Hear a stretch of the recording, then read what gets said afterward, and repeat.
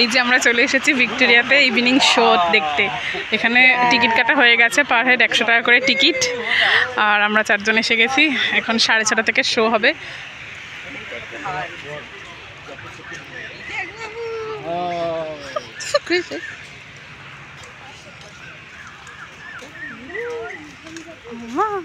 দেখো কি সুন্দর।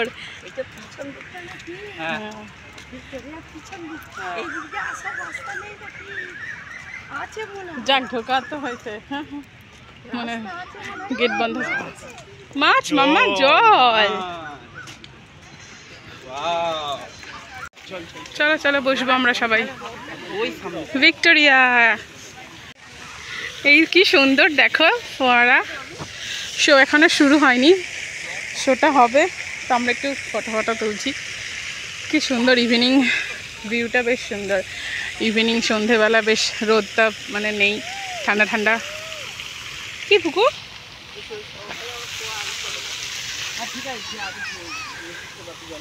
চলো চলো পুকুর, চলো চলো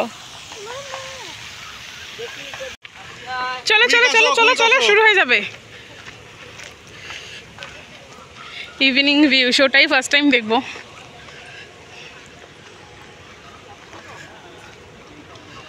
চলো মাম্মা, দেখো কি সুন্দর বসার সিটও আছে, দারুণ। এই তো বসার সিট আছে, হ্যাঁ হ্যাঁ হ্যাঁ। চলো মাম্মা, দেখো কি সুন্দর।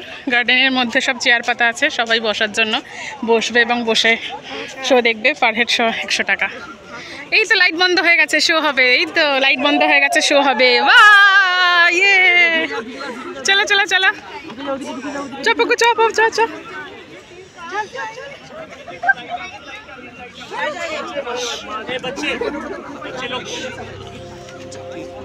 আরো চলো, বসে বসে। রাস্তা বদলে যাচ্ছে, সেমও থাকছে। কলকাতার সিন মামা কি সুন্দর বস। এই যে পুকুর দেখছে। সেসব গল্প ভুলবো এবার। তুই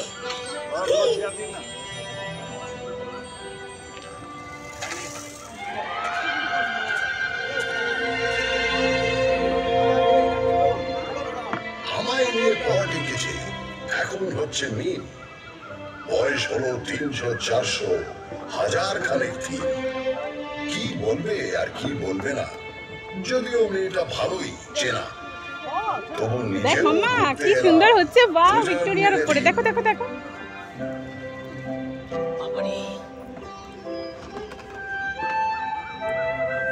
আপনারা এখন যেখানে বসে আছেন, এক সময় সেখানে ঘোরাফেরা করতো। বাবা ডাইনোসর। কোথায় জুরাসিক পার্ক আর কোথায় পার্ক স্ট্রিট। এখান থেকে শুরু করলে মোবাইল ফোনে আসতে আসতে 52 এপিসোড লেগে যাবে।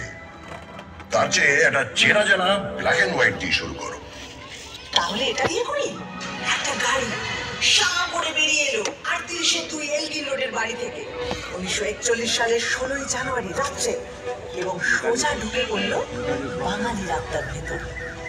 না না না না, নেতাজি সুভাষচন্দ্র বসু তার আগেই কলকাতার রাস্তায় ছিলেন। রাত্রে রাস্তায় শুয়ে থাকা 13 জন গৃহহীন মানুষকে পাথর দিয়ে খুন করে কেউ একজন।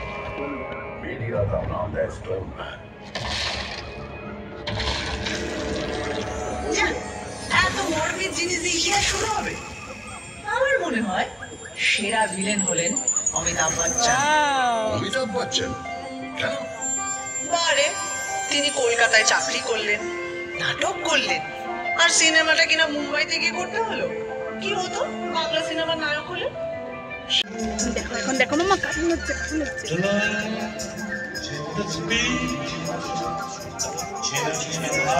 আর পেলে কলকাতায় ছিলেন না, কিংবা লিওনেল মেসি। ফুটবল নিয়ে আর কি বলবে না বলে দিলাম। 1911 সালে আইএফএ শিল্ডের ফাইনালে 2-1 গোলে মোহনবাগান হারিয়ে দিল সাহেবদীপ ইস্ট ইয়র্কশায়ার রেজিমেন্ট। ভাবা যায় পরাধীন দেশে ইংরেজ টিমকে হারাচ্ছে একটা দল, যা সকল ভারতীয়। কলকাতার ইতিহাসে জল করছে সেই দিন। রাজধানীটাই বলতে দিল। এটাই তো প্রমাণিত হয় তুমি একটা সাংঘাতিক জাগ্রত জাগ্রত শহর, প্রতিবাদের শহর। যাকে কিনা ব্যঙ্গ করে একদিন বলা হবে মিছিল নগরী, এমনকি মুমূর্ষু নগরী।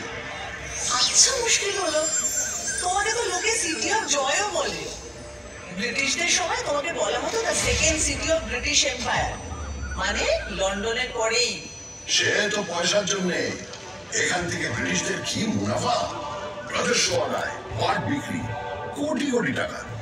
কি মুশকিল, কলকাতার নিন্দে করলে ক্ষেপে উঠবে, আর কলকাতার প্রশংসা করলে নিজে নিন্দে করতে শুরু করবে, মানে তর্ক লাগা, তাই না? সে তর্কাতর্কি আমার রক্তে। ভারতে সেন্সরশিপের প্রথম আইন তৈরি হয়েছিল কেন জানো? 1872-এ গিরিশ ঘোষ যখন এই শহরেই তৈরি করলেন ন্যাশনাল থিয়েটার। প্রথম নাটকটাই হলো দীনবন্ধু মিত্রের সেন্সরের খাড়া। শোনো শোনো, যার সেন্স বেশি তার পেছনে সেন্সর লাগবেই। এটা ভালো বলেছ। 1870-এ যখন জেমস হিকি এখান থেকে প্রকাশ করলেন ভারতের প্রথম খবরের কাগজ দ্য বেঙ্গল গেজেট, সেখানে তিনি লর্ড হেস্টিংসের স্ত্রী লেডি হেস্টিংসের কাজকর্ম নিয়ে অব্দি সাংঘাতিক নিন্দেবন্ধ করে লেখা লিখতেন। আর এখনো লিটল ম্যাগাজিনেরা সমস্ত এস্টাবলিশমেন্টকে নিয়ে সেইভাবেই সমালোচনা করে। সারাদিন প্রতিবাদ, রাত অথরিটিকে ব্যঙ্গ, ব্যঙ্গরা কলকাতায় বাবুদের ইংরেজি আনা। ভিউজ আর নিউজ শেখাচ্ছ আমাকে? তোমার নারী নক্ষত্র চিনি, বুঝলে? শুধু চেনো না, ছোঁয়াচ লেগে তুমি আমারই মতো। কখনো হাওয়া দিলে বাই বাই করে ঘোরো, কখনো কাঁটের ব্যথায় ঘুরতেই ভুলে যাও। এই বাড়ি কখনো তাজমহলের টুকলি বলে ধুয়ো খায়, কখনো আবার জাপানিদের বোমা খাওয়ার ভয়ে তার সারা গায়ে গোবর লেপে দিয়ে ব্ল্যাক আউট করা হয়।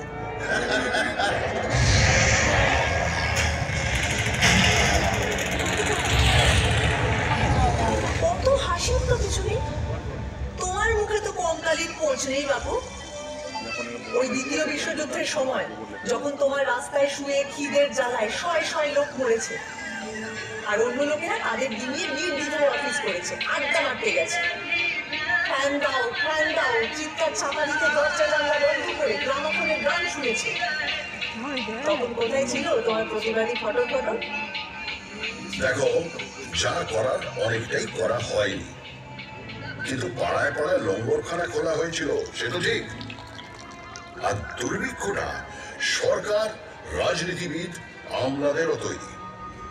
স্বয়ং উইনস্টন চার্চিল সে দায় এড়াতে পারেন না অতগুলো লোকের মৃত্যুর, যাদের সম্পর্কে তিনি বলেছিলেন, এমনি না খেতে পাওয়া বাঙালিরা আরেকটু না খেতে পেলে বিরাট ক্ষতি নেই। সেটাও মনে রেখো। এও মনে রেখো, বিজন ভট্টাচার্যের অসামান্য দারুণ লাগছে শোটা দেখতে, একটা আলাদাই অ্যাটমসফিয়ার। তা অবশ্য ঠিক। 1942-এ শিল্পকে সমাজ বদলের অস্ত্র হিসাবে ব্যবহার করব, আর তা অতুলনীয় উৎকর্ষ আবেগ দিয়ে জাগিয়ে তুলবে হাজার হাজার মানুষকে। এই জাদু বিপ্লবের রথ হই হই করে চলেছিল অনেক দূর।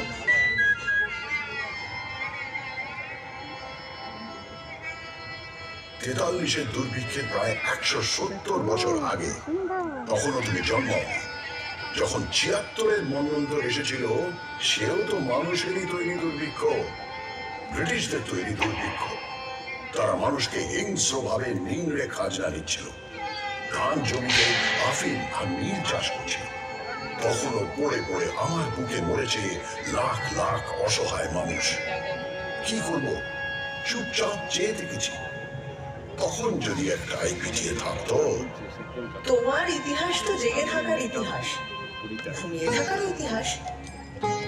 19 শতকে বাবুরা যখন কাঁড়ি কাঁড়ি টাকা খরচা করে বেড়ালের বিয়ে দিচ্ছিল, যখন গোলাপ জলে জল শোধ চলছিল, তখন তুমি কেমন ছিলে বাবু? আধা ঘুমন্ত, দুলছিলে।